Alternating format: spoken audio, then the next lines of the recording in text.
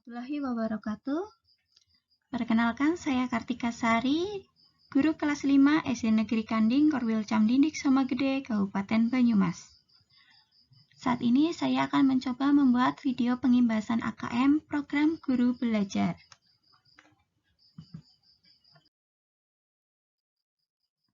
Bismillahirrahmanirrahim.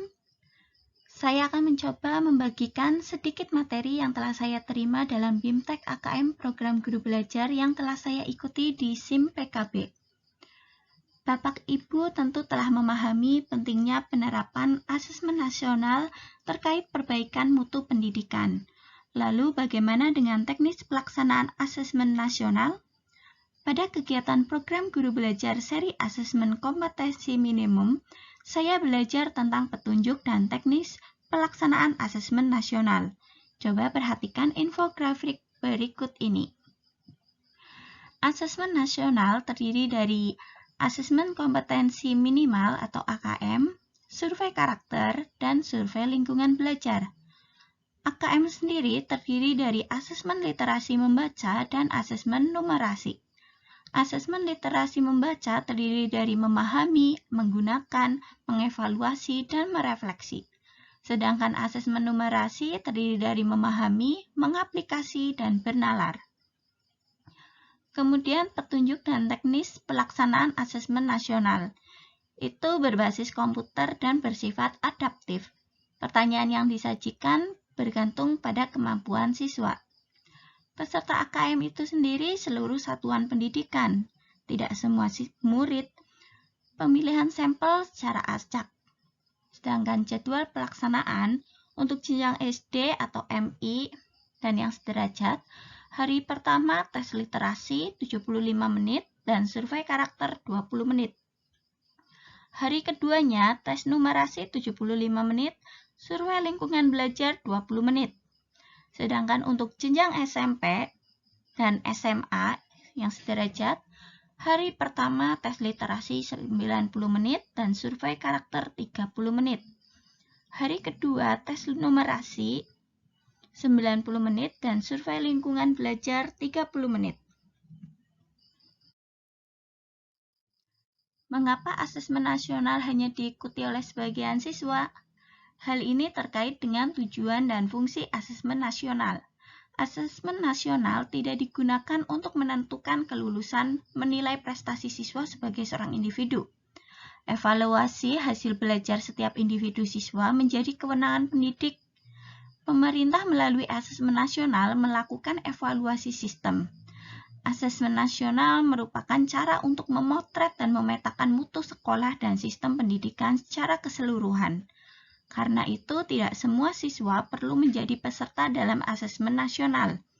Yang diperlukan adalah informasi dari sampel yang mewakili populasi siswa di setiap sekolah pada jenjang kelas yang menjadi target dari asesmen nasional.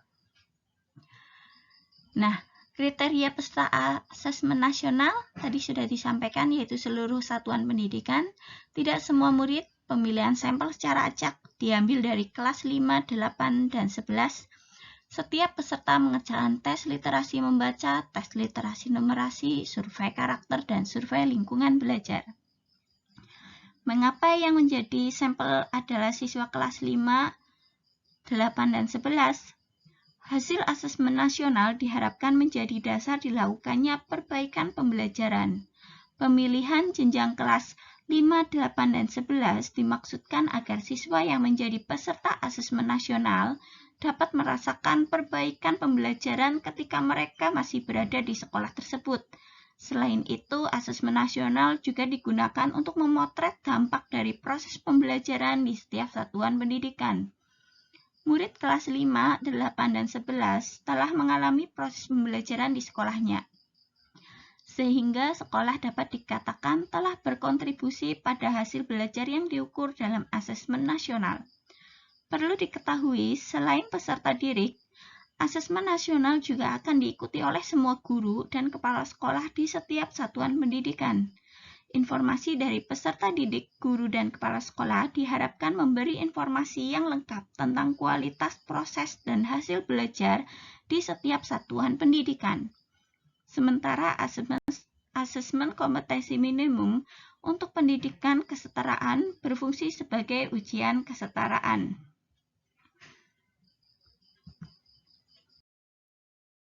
Nah, bentuk soal dalam AKM terdiri dari pilihan ganda kompleks, menjodohkan, isian singkat, dan uraian.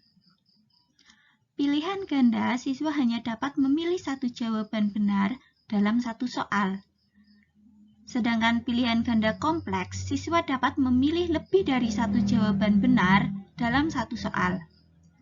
Untuk menjodohkan, siswa menjawab dengan cara menarik garis dari satu titik ke titik lainnya yang merupakan pasangan pertanyaan dengan jawabannya. Sedangkan isian singkat, siswa dapat menjawab berupa bilangan, kata untuk menyebutkan nama benda, tempat, atau jawaban pasti lainnya. Sedangkan uraian, siswa menjawab soal berupa kalimat-kalimat untuk menjelaskan jawabannya. Murid kelas 5 akan mengerjakan 30 butir soal untuk mengukur kompetensi literasi membaca dan 30 butir soal untuk mengukur kompetensi numerasi. Sedangkan siswa kelas 8 dan 11 akan mengerjakan 36 butir soal untuk mengukur kompetensi literasi membaca dan 36 butir soal untuk mengukur kompetensi numerasi. AKM dilaksanakan secara adaptif, sehingga setiap siswa akan menempuh soal yang sesuai dengan tingkat kemampuan siswa itu sendiri. AKM mengukur kompetensi mendasar yang perlu dipelajari semua siswa tanpa membedakan peminatannya. Oleh karena itu, seluruh siswa akan mendapat soal yang mengukur kompetensi yang sama. Keunikan konteks beragam materi kurikulum lintas mata pelajaran dan peminatan tercermin dalam ragam stimulus soal-soal AKM. AKM disusun berdasarkan indikator-indikator kompetensi yang membentuk lintasan kompetensi hasil belajar yang bersifat kontinum.